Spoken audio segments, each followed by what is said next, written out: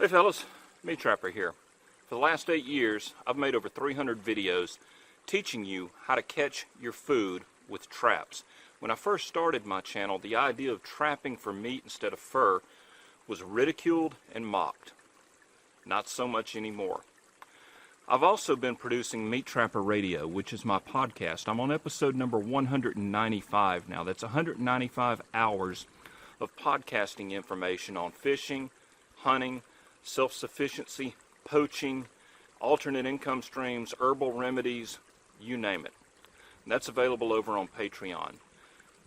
I knew that a crisis like this would eventually come to where the store shelves would be stripped clean, and there's no guarantee that you're going to have a job, income, or be able to buy food if it is in the stores.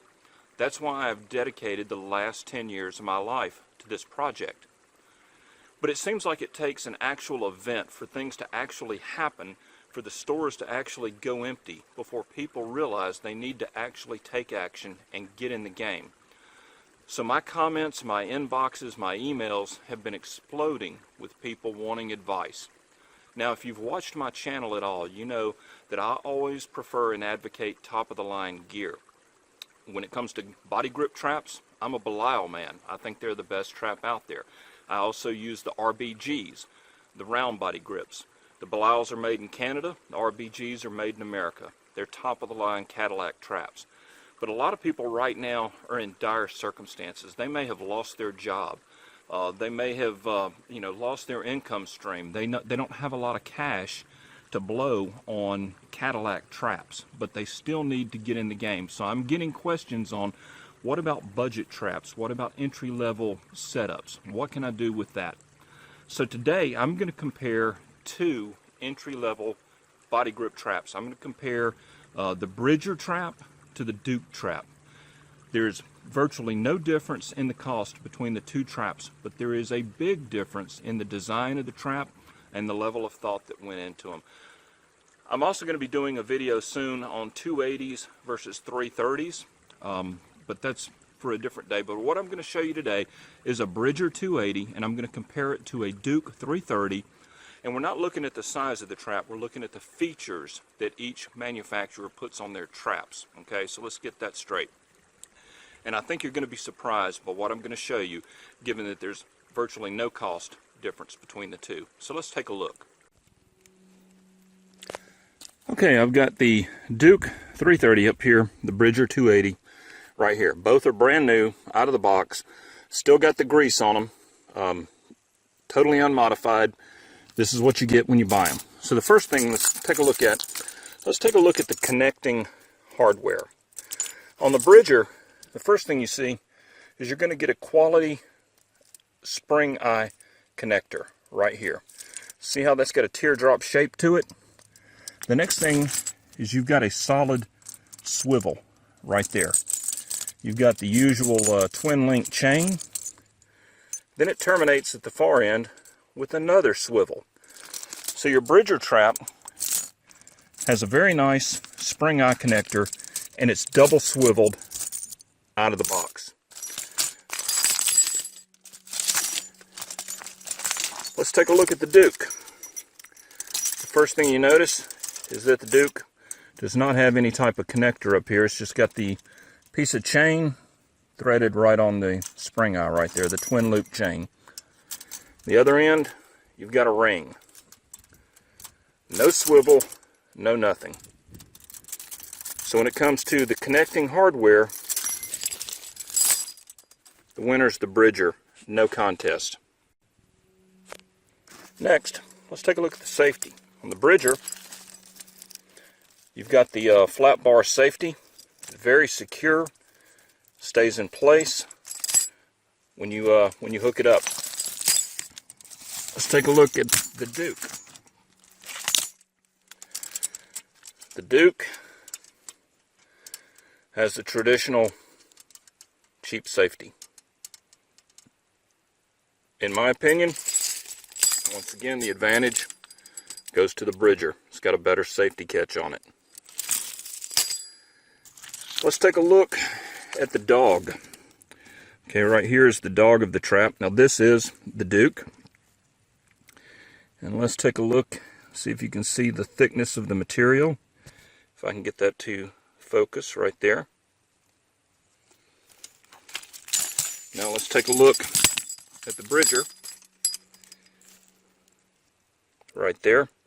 Noticeably thicker. If you put them side by side, the bridger is made out of thicker stock. Now let's take a look where the dog is attached. Let's see if we can get this to focus here. Notice how the jaws have this bend in them. What this allows the trap to do, this has room. You can see how that dog is going to spin freely, but yet the bars are still going to close securely. In other words, the dog is not going to hold the bars apart, the trap bars apart. I like that. That's a nice touch.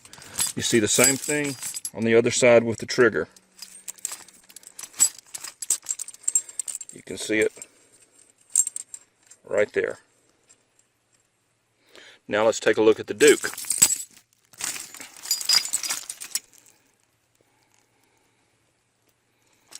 A little bit of difference. You can see there's no bend in the bars, and the dog is going to hold those bars apart.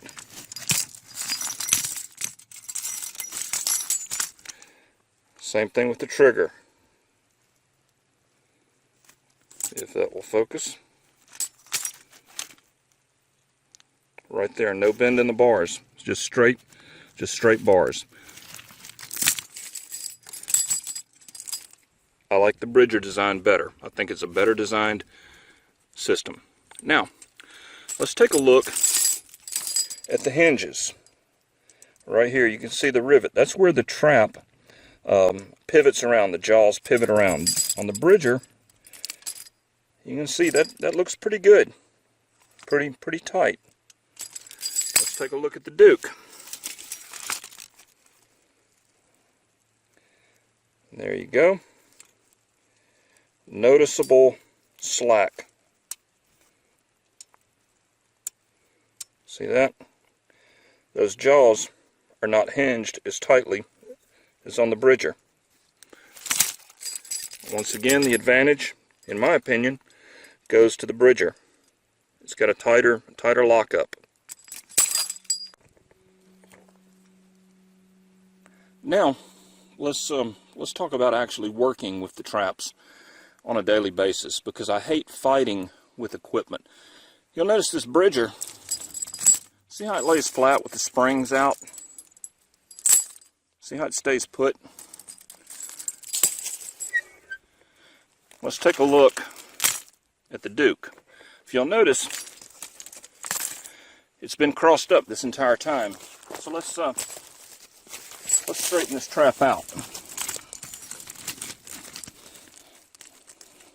And you notice the first thing that happened was, see how that safety got caught? So I've got to fight with that safety. See now, see it's stuck. Alright, get the safety out of the way.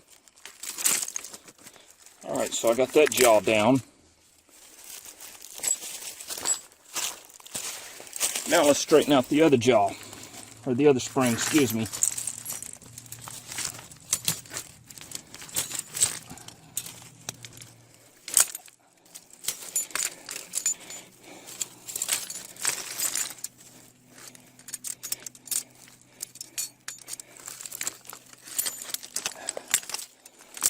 You see?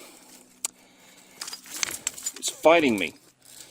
The entire time, it's fighting me.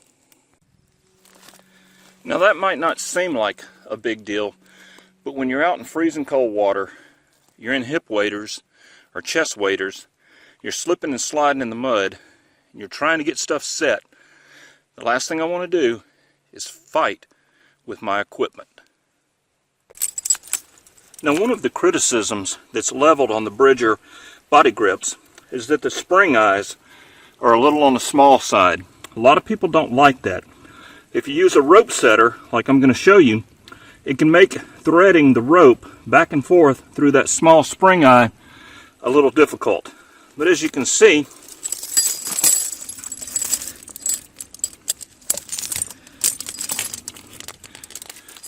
It still works. I mean, yeah, it's tight.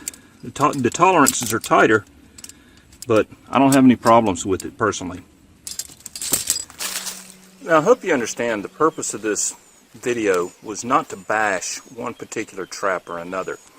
The purpose of this video was to show you that even with budget or entry-level traps, you can get a very well-made trap, but you need to shop around. My advice, rather than just blindly run out and buy a dozen or 2 dozen or 4 dozen traps based off of a video like mine or what somebody says on the internet, is to buy one trap of each type and then play with them a little bit and see what you like and see what works for you, because it's personal preference. And what works for me may not work for you at all. That being said, I just have to throw something in here at the end. You know, I've spent 8 years of my life making these videos for very, very little return. I have to be honest about that. But I knew days like this were coming. I knew it. And fellas, they've ruined our country. This is not something that's just going to pass and everything's going to go back to normal again. It's like we talk about the post-9/11 world, because after 9/11, nothing was the same. You had Homeland Security, you had TSA, you had warrantless spying, you had all of this stuff that we never had before 9/11. And after this virus blows over, we're going to be left with a crushed stock market. We're going to be left with trillions and trillions more in debt. We're going to be left with money that is worth less. We're going to have people that have defaulted on their mortgages. They've lost their homes. They've lost their cars. People are losing their businesses. You don't just get back up the next morning and everything is fine after that happens. That's not how life works. There is real, lasting, permanent damage being done to the middle class of this country. And personally, I think it's by design.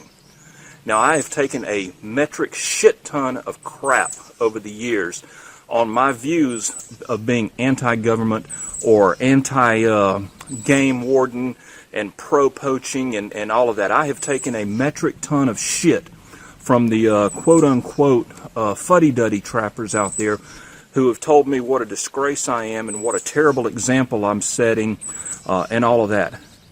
Well, you know what? In the coming days, there are going to be men that need to feed their families, that need to feed their kids. And I'm proud of what I've accomplished, and I'm proud of what I've taught, because it's helping people. And the game wardens that are trying to close the woods and close the trails and close the seasons and say you can't do this and you can't do that, when we have beavers that are running out of control everywhere. I mean, it's anyway. Enough of that rant. I hope this was useful. I hope each and every one of you stay safe, stay strong, boost your immune system, eat wild game. It's good for you, and learn to take care of yourselves, because the government is not going to take care of you. The government is out to crush you.